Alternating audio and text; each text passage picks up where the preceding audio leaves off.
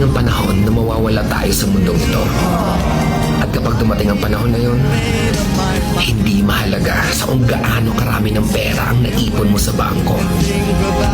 Hindi rin mahalaga sa kung gaano ka successful sa trabaho or sa business mo.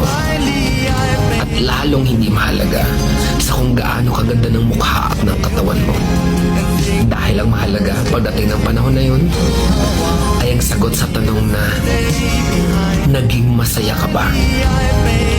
Nagawa mo ba ang kagustuhan ng puso mo kahit pag-gaano ka malito sa mata ng mundo? Dahil sa huli naman, ikaw naman magdadala ng mga memories na yon sa libingan mo. Hindi naman ang mga tao sa paligid mo.